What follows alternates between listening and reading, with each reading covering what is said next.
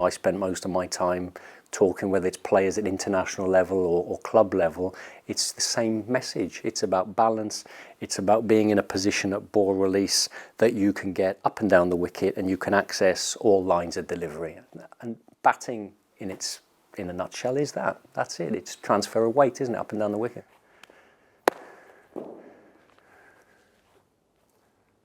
Hold in here. Back at me with the head. Good.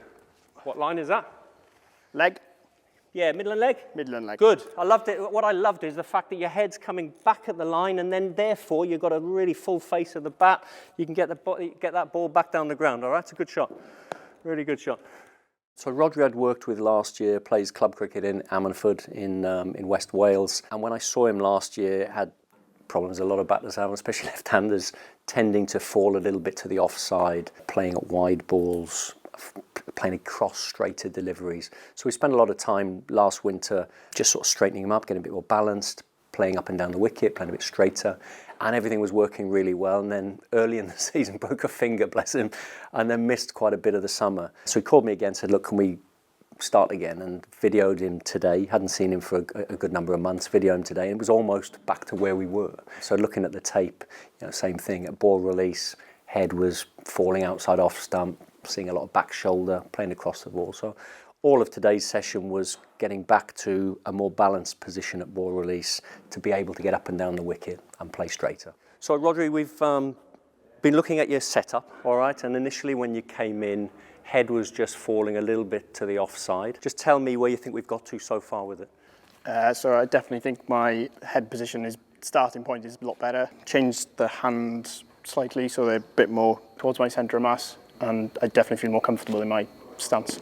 And from there, finding now that you can access wherever that ball's finishing, it's easier to get into the finishing line of the ball. Yeah, because of the starting point of my head, it's eyes level. I've got more access to both sides of the wicket. Just talk to me, because we've obviously gone over the wicket and around the wicket. Just talk about your alignment and your setup for facing from different sides of the wicket. Yeah, so for over the wicket, I would take a middle and leg guard, and my head alignment is down towards the bowler's hand. Head position, front shoulders going down back towards the bowler. Yeah. For around the wicket, then take the middle guard, the head, front shoulder facing the stumps, and again, same head and front shoulder going back down the wicket. Excellent. Yeah. Good. So we've done that with underarm feeds. We've moved now to the overarm. So we'll just continue with the overarm. See that the balance and the alignment is right at ball release, and that you're getting back into the ball. And I think one of the things we've talked about, playing on the front foot, that whatever the line of the ball is, that the head is beyond the front foot at contact. Whether we're driving or defending, we want that head forward.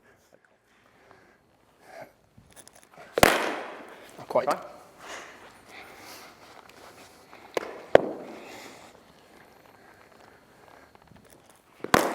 Hold it. Good. Really good shot.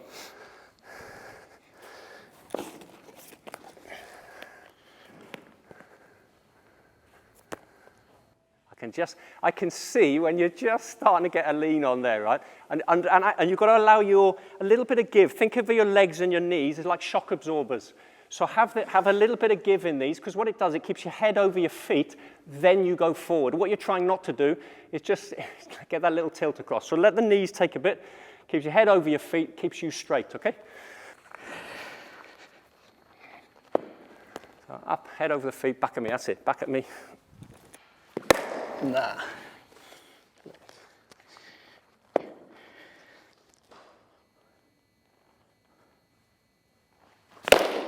Bowled, well played. Over the last sort of 10 or 15 years, I've been lucky really with the West Indies and other jobs to work with some top-end players, and also be in the net next door to some top-end players and really observe them. Watching Babar Azam from the net next door and think, well, why is he so good? Why is he timing that ball so well?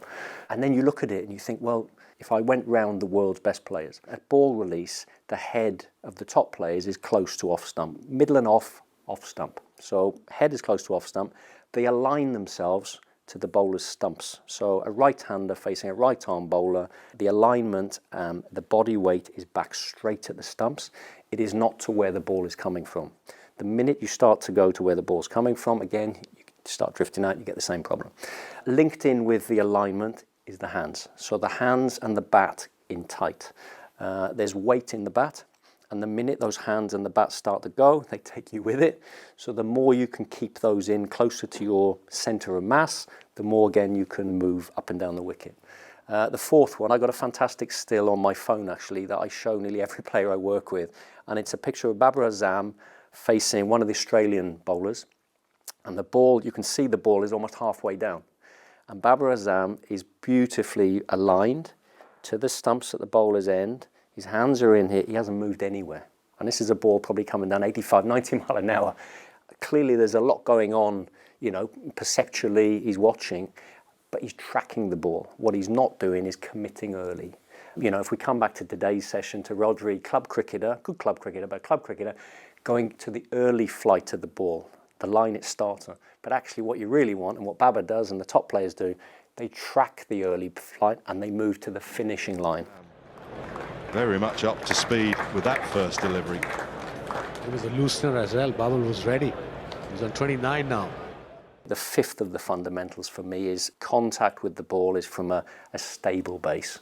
You know, whether it's a forward defensive, a back foot punch, you're trying to be balanced at contact. And that gives you timing and it gives you power if you're looking to attack the ball. Right.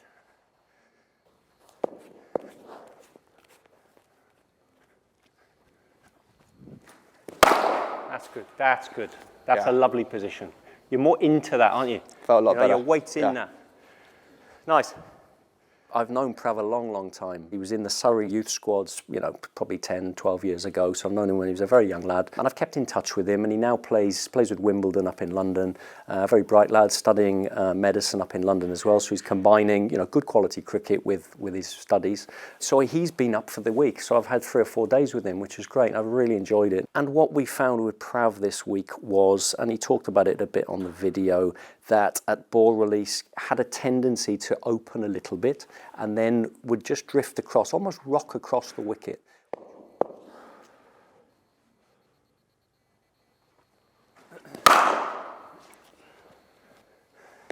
How are you rating that out of 10?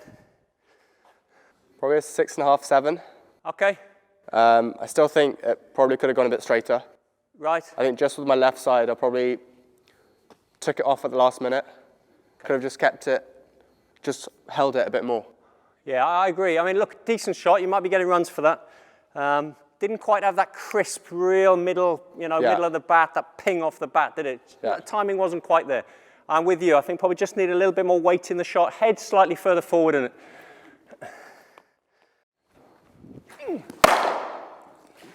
Good. Feel your weight in there? Getting your weight I think in? left side probably. Just didn't What, quite could do get a bit into more, or are you happy with it? it. I can get back into it a bit more. Okay. Where do you reckon you're connecting with the ball in relation to you? You connecting slightly in front, underneath you? Where would you say you're connecting? Probably slightly out in front. Yeah, I would agree with that. And I think that's why you're hitting some nice shots, not quite getting that real ping and timing, all right? Yeah. I think to get that, you can let the ball come a fraction longer so you're connecting just under your head for, you know, your best timing rather than just stretching. Yeah. Ultimately, what you want as a coach is that the player starts to self-coach. So I want him to walk away understanding what it is you're talking about, seeing it. So I film every session. I mean, I don't say anything until they see it on the camera, really. I like them to see it. And when they start to feel the difference between good and bad, I love that because I think, well, they're going the right way now because they can start to correct and they become their own coach. But that sort of keeping in touch, sending stuff across, just working with them sort of works well, I think. Oh, it's a good leave. It's one of those early good leaves. Great, you left a few good ones, and then I got you with a goodie as well. And I think the one I got you with was similar to some of those you'd left, all right? Yeah. But that's what you're going to get. As you go up the grade, are you going to higher level cricket? They're going to be in there all the time, aren't they? New ball, in there, decent pace, honing in on that area, and you've got to keep doing it. You know, surviving 4 or 5 isn't enough. If the 6th one gets, you've got to keep doing it, all right? Got to be really meticulous and sharp. I mean, the main thing for me, I think, in that kind of period was not quite getting my left side into it as much as I wanted to. And on some of the shots, I think still contact was all right, but not quite perfect just because my head wasn't in it. Yeah. What was the challenge there? I mean, I'm using one of these sort of swing balls with the holes out. So he's doing a bit, it's newish. Yeah. You know, it's decent pace. Yeah. I'm off about 18, 19 yards to make it tough. How do you find that as a challenge? Yeah, I mean, I think the main thing is staying sharp and that decision-making aspect of it, because you've got balls which are very close to being able to play, and then others which are a bit wider. So I've just got to be sharp and decide which ones I need to play and which ones I need to leave. I mean, there's no doubt for me, you know, after 5-10 minutes, your judgment looks quicker, your movements are quicker. The important thing is having that from ball one, isn't it? You go into any game, the toughest part of any innings is that start of the innings. It's always going to get easier. It's always going to get easier. So it's being really sharp with your decision making, your feet really quick, everything really. Don't play balls you don't need to, where the bowler at, it's going to get easier for you. And then you start to pick me off. You know, and you played some lovely shots. It's getting through that tough bit early on. I'm going to do some off spin. Yeah. All right, so I'll let you play for a bit and then we'll have a little chat. Okay. Okay, so the field I'm going to have here, imagine it's a one-day game, middle of the one-day game. So I've got a straight mid-wicket, deep square legs back, deep mid-wickets back, deep long on his back. Got a man on the 45, all right? So you've got a nice little tick over singles into square leg, and you've got a tick over single down to long on. Okay. Mid-off is up, extra covers up, points up, but you've got my man back at deep cover.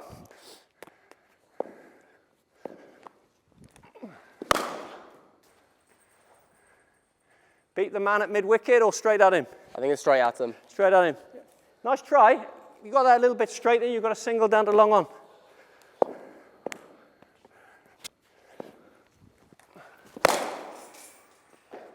Shot. The big question is that beating my man at deep mid-wicket? I think your wagon wheel, right? If we had a wagon wheel of this sort of innings, as it were, you know, you've got, it's pretty much around the ground. You've got your little paddle for runs, you've got deep square leg singles, you've hit a couple of big blows over deep mid-wicket, lots of nice singles down the ground. You've got a couple of singles in there, so you're scoring around the ground, and the key is you're taking the right option for the right line of ball, okay? You want players to have the ability to play all the shots and have them in their repertoire and have the confidence to play them. You know, and if they're playing T10s or T20s, they've got to be able to play them. Even in Test cricket now, people are more positive in the way that they play. So you want players to do that. I still think the foundations, they need good foundations, and the best players are the best players. And whether you take a Kane Williamson or a Virat Kohli, you know, it's a white ball T20 game or a Test match, they're the best players. So they've got good fundamentals, and then you add the other stuff. You know, I've often talked about you get the chassis of the car first, and then you put the flashy alloys on later. But you've got to have that good, solid, balanced, good position. Because if you're hitting the ball out the park, you still need to be balanced. You still need to have a still head, you know, so those things go right the way through the game.